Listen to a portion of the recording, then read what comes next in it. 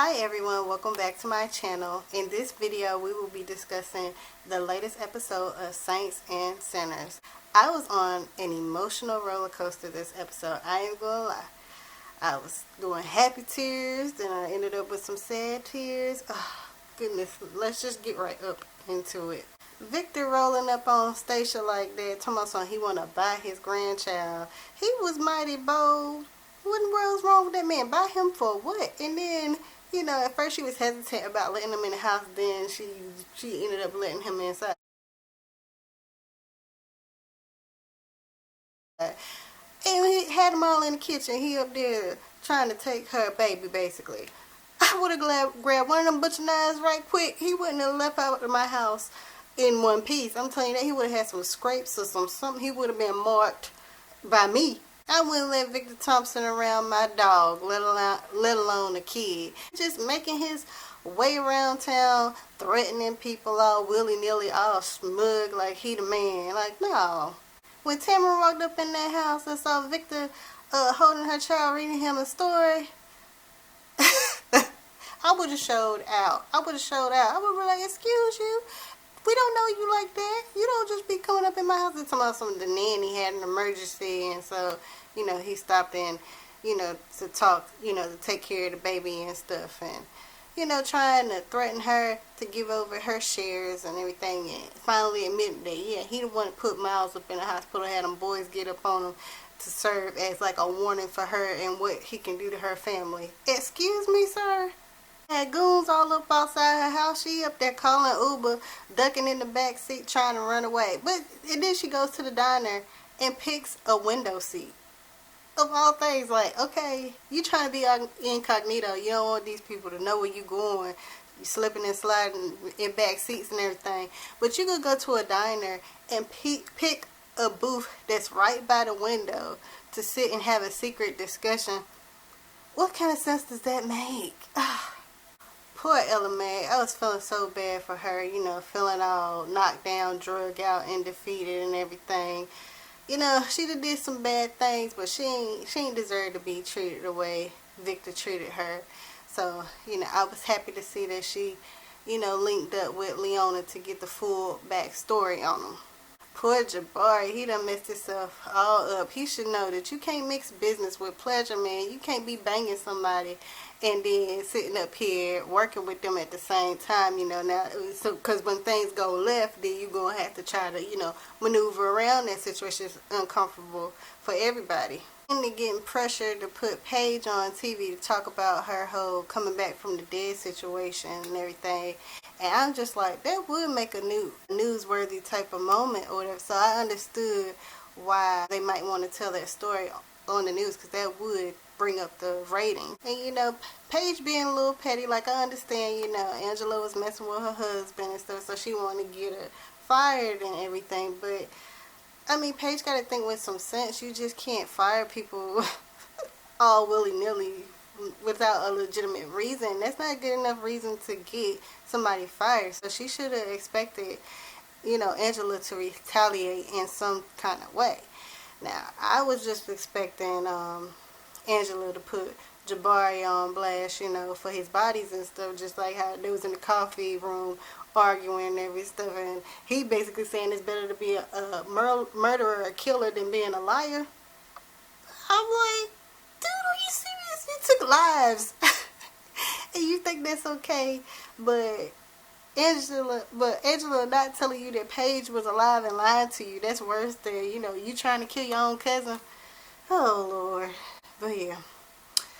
Angela sitting up there trying to get under Paige's skin and stuff, trying to be funny, exposing on live TV that she was having an affair with the lady husband.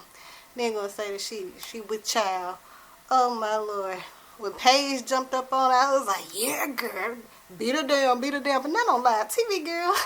It was so funny seeing Jabari say, cut the commercial. Because she was laying some hands on her. Oh, Lord. She was probably trying to beat the child out of it. And, you know, I think Angela, she did that on purpose to try to provoke Paige to attack her. But I'm just like, why? You know what I'm saying? Because when somebody hits you, that thing hurts. You can take that pain and her mess up your pretty face and probably pulling out your hair. It ain't that serious. I'm sorry. I was so happy to see Leona again because I was missing her. But I don't understand how Ella Mae was able to find her. I'm like, dang, if Ella was able to track her down, maybe Victor could track her down too if it was that easy. But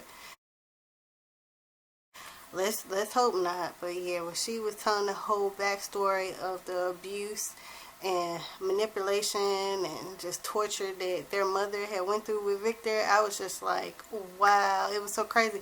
Then find out this man done branded her too. What's up with him branding folks, and then him threatening to brand the baby?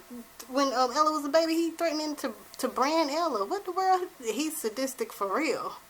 Oh man, and Leona telling the story how she ran away with baby Ella. Then he found her 16 years later, and she was like, all right, we're going to make a trade or whatever because he wanted Ella. And she gave him baby Malik to raise. Oh, Lord, she said, I would have did it again, too. So it's just cool to just be snatching babies. She said, yeah, I had to do what I had to do for my family. So screw this lady and her family over here and her newborn baby. I'm just about to give the baby to the devil. And whatever he do with it, it ain't my concern. Oh, Lord. People crazy.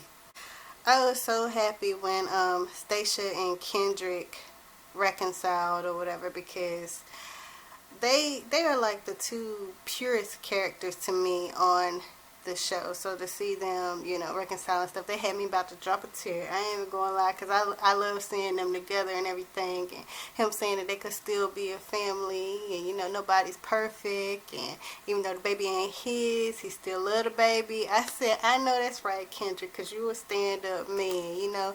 And he's like, don't worry about Victor, I'll protect you. And he went and got that thing from his daddy or whatever, and I was like, thinking to myself, you gonna need more than to keep that thing on you. You're gonna need some extra backup. But you know, it's the thought that counts. You know what I'm saying? He was trying to be a man, trying to take care of his family, and I was just feeling so happy about that, because I could tell they really love each other. Yeah, so when Tamara went to the coffee shop, I'm thinking to myself, like, who in the world is she trying to meet up with at the coffee shop to talk about all this incriminating evidence she done uncovered about upstage, whatever. Then I see she done called up Stacia.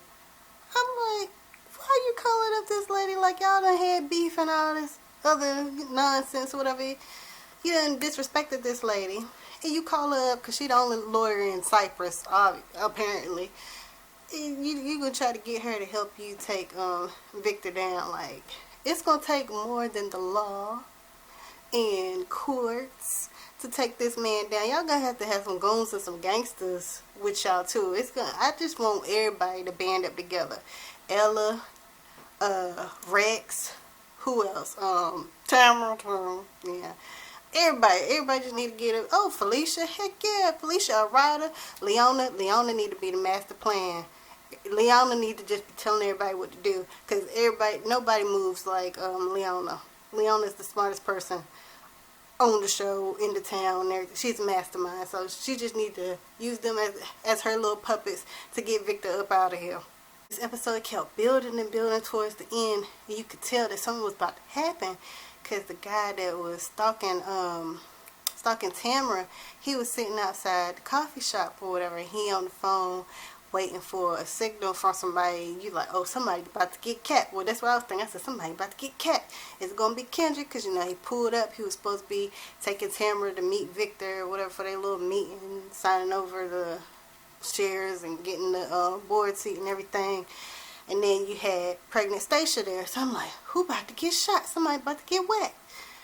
They walk into the vehicle and stuff, and Tamara changes her mind. She said she about to go back in the coffee shop, and then Kendrick said he had to go off right quick somewhere, and he lets Stacia get in the car. He tell her to, you know, turn on your songs and everything. We about to have a good night. I said, oh no, not my girl Stacia, not with the baby in the belly. I know you lying.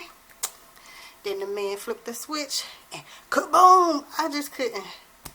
Oh man, I was about to cry. I didn't want to get my feelings too wrapped up in you know, a show or whatever. So I held my composure, and then I started looking on the bright side of things. Like, I'm happy that she reconciled with Kendrick, and I'm happy that she cleared things up with Tamra, let her know she wasn't sleeping with Tamra with Malik, when him and Tamra were together. And so I felt like she was in a happy space. She was so happy, and I just wish that she could have lived her life and could have had a happy family with Kendrick. But you know, good endings don't happen on Saints and Sinners. So it was inevitable. And I feel like every season somebody dies that you least expect. Like, starting with the very first season, I was like, hold up, I thought this was gonna be a main character that was gonna be throughout the whole duration of the show, and they killed him off. I was like, whoa. But yeah, so R.I.P. to my girl Stacia. I love you. You know, now everybody gotta find a new attorney. Like Paige, she definitely gonna need an attorney after she done whooped Angela all up and down the freaking stage on live TV. I said, girl, you've got the cameras on. You know she gonna need an attorney. But Stacia gone up to see the Lord. She done went up to the upper room. So yeah, and then poor Miles, he gonna need somebody to, you know, help with his defense and everything.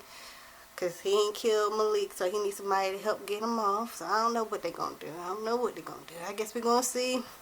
But yeah, I think the next episode is going to be the season finale. So yeah, I'm ready. You know, we'll definitely make a video after I watch that. But yeah, so drop down in the comment section and let me know what you thought of this latest episode and whether or not you were shocked at the ending like I was. I was definitely taken back.